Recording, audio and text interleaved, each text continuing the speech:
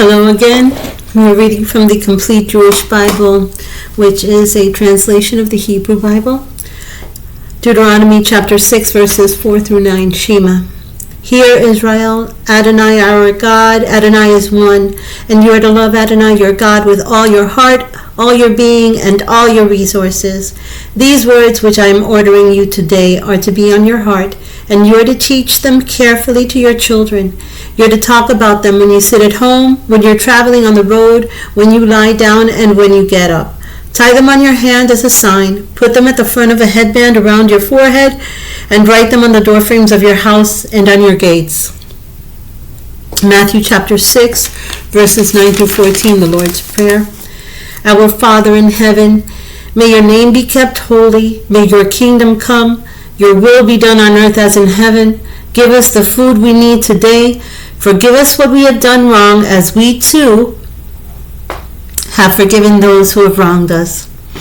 And do not lead us into hard testing, but keep us safe from the evil one. For kingship, power, and glory are yours forever. We're in Exodus chapter 2. A man from the family of Levi took a woman also descended from Levi as his wife. When she conceived and had a son, upon seeing what a fine child he was, she hid him for 3 months. When she could no longer hide him, she took a papyrus basket, coated it with clay and tar, put the child in it, and placed it among the reeds on the river bank. His sister stood at a distance to see what would happen to him. The daughter of Pharaoh came down to bathe in the river, while her maids and attendants walked along the riverside. Spotting the basket among the reeds, she sent her slave girl to get it. She opened it and looked inside, and there in front of her was a crying baby boy. Moved with pity, she said, "This must be one of the Hebrews' children." At this point, his sister said to Pharaoh's daughter, "Would you like me to go and find you one of the Hebrew women to nurse the baby for you?" Pharaoh's daughter answered, "Yes, go." So the girl went and called the baby's own mother.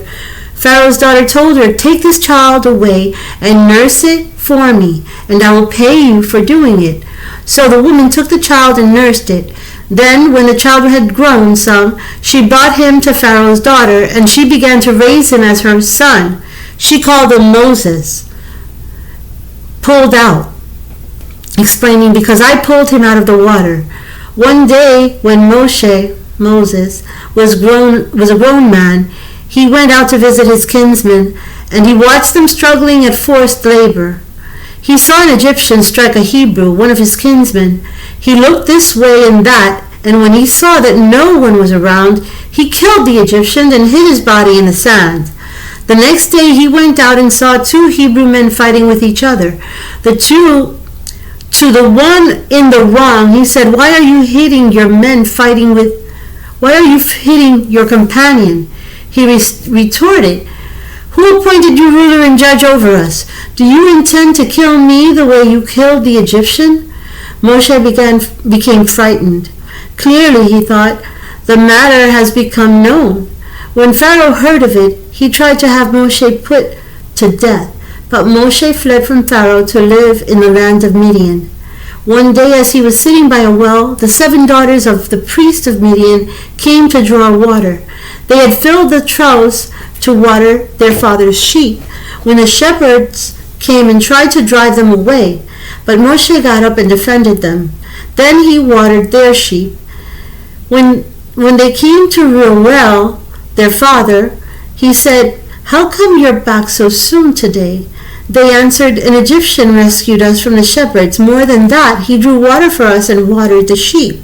He asked his daughters, "Where is he? Why did you leave the man there? Invite him to have something to eat." Moshe was glad to stay on with the man, and he gave Moshe his daughter Zipporah in marriage. She gave birth to a son, and he named him Gershom, foreign there.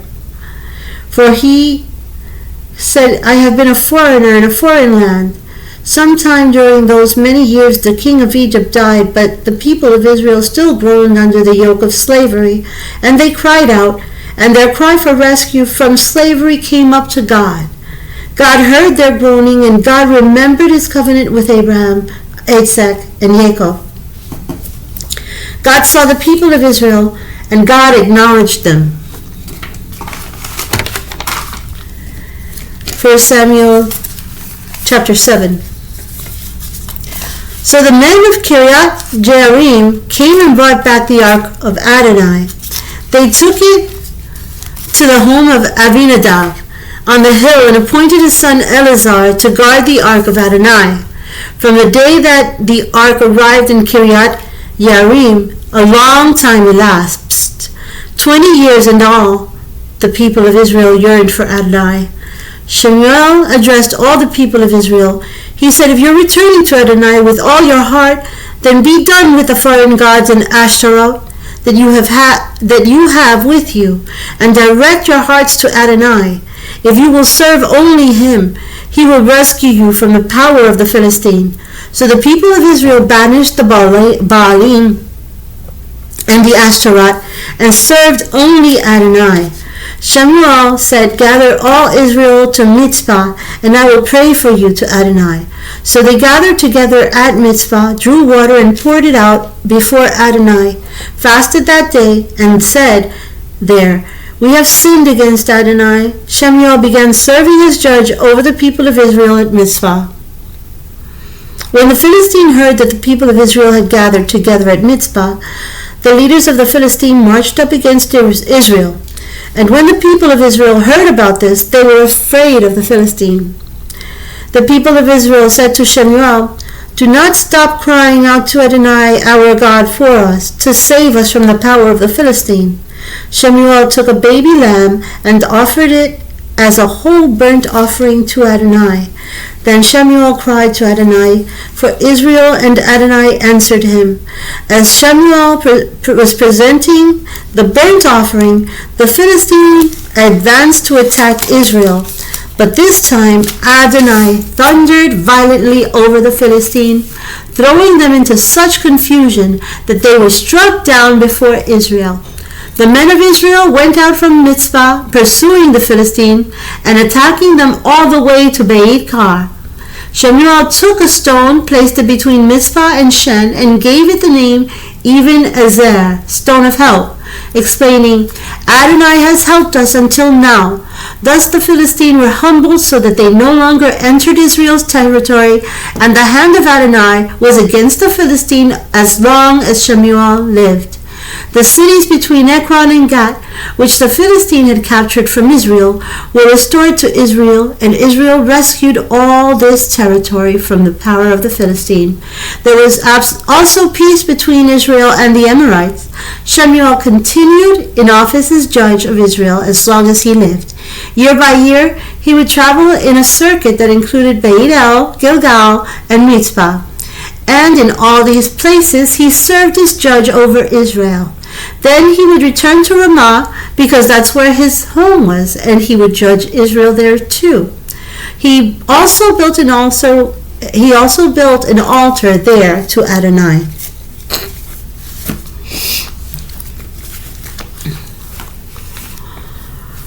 Psalm chapter 52, a Maskil of David.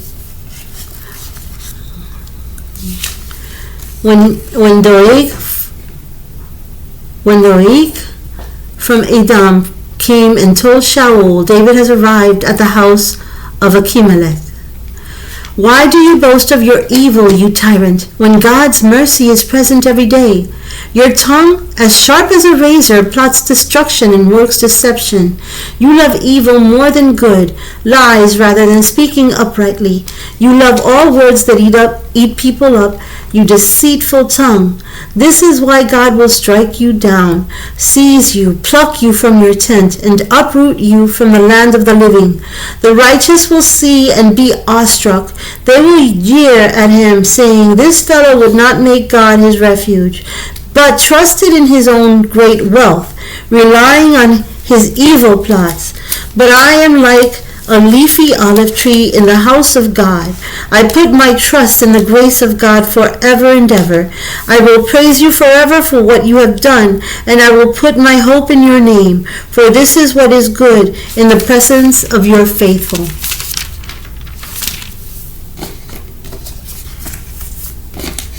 Luke chapter 8.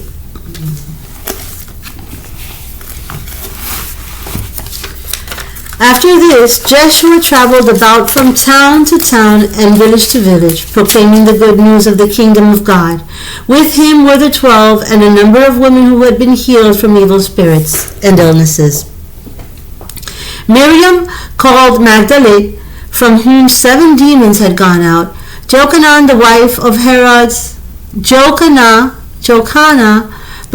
Herod's finance minister, Chuza, Joshana, and many other women who drew on their own wealth to help him. After a large crowd had gathered from the people who kept coming to him from town after town, Joshua told this parable. A farmer went out to sow his seed, and he sowed. Some fell along the path and was stepped on, and the birds flying around ate it up. Some fell on rock, and after it sprouted, it dried up from lack of moisture. Some fell in the midst of thorns, and the thorns grew up with it and choked it. But some fell into rich soil and grew and produced 100 times as much as had been sown. After saying this, he called out, "Whoever has ears to hear, let him hear." His Talmudim asked him what this parable might mean.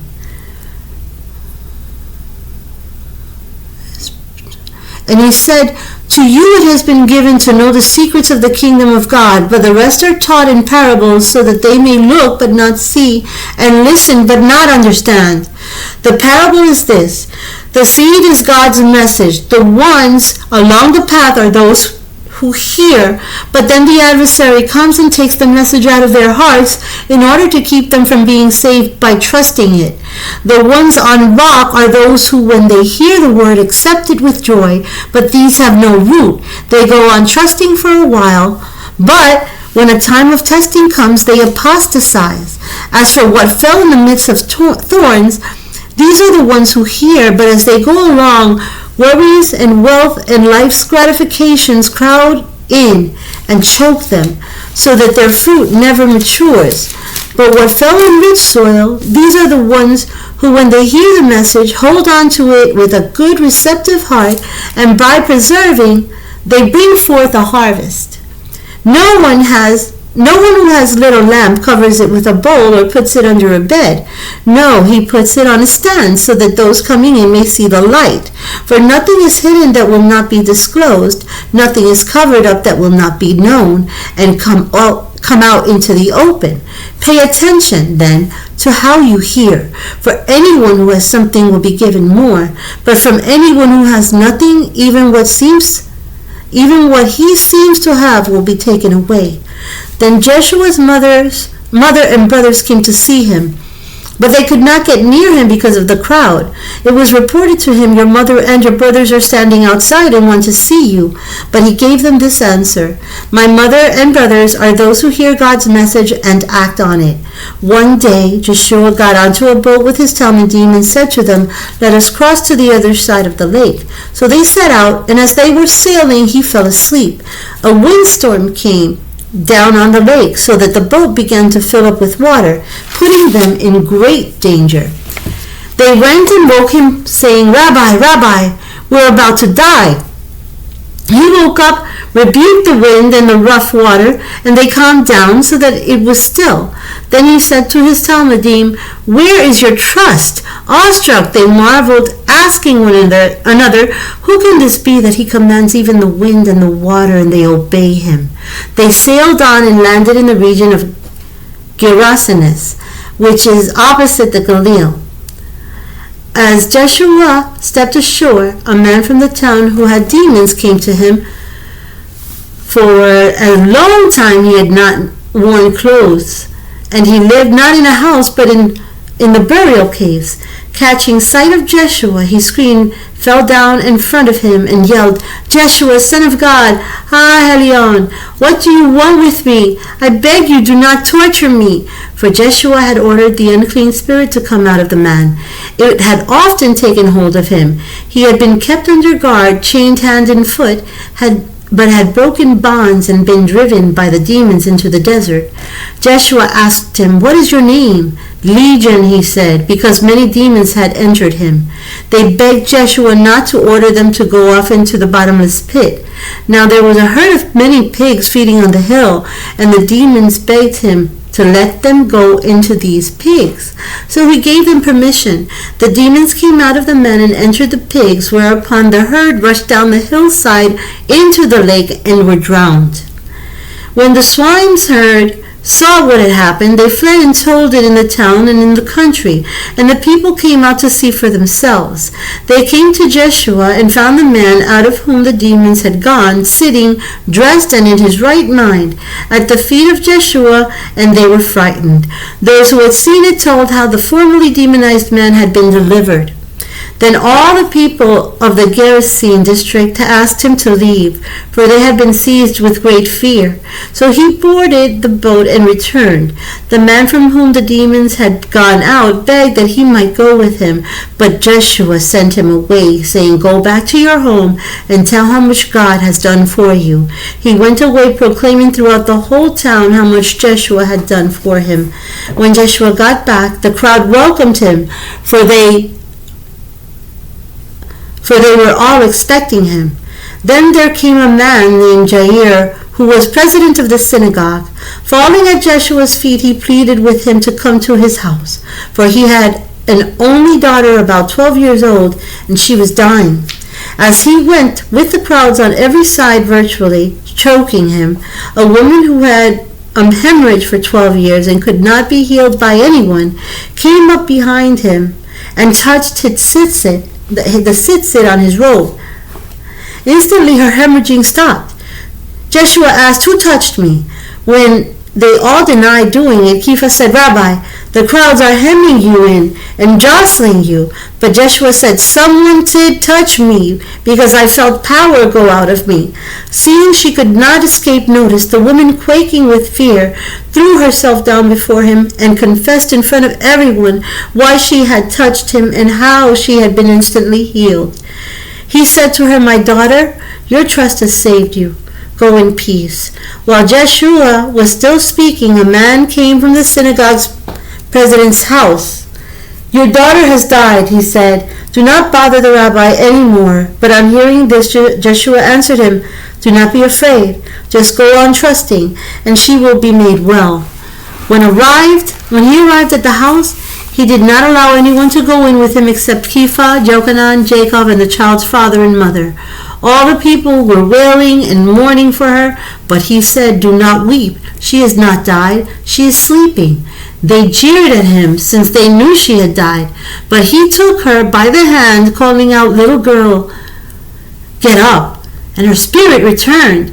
She stood up at once, and he directed that something be given to her to eat. Her parents were astonished, but he instructed them to tell no one what had happened.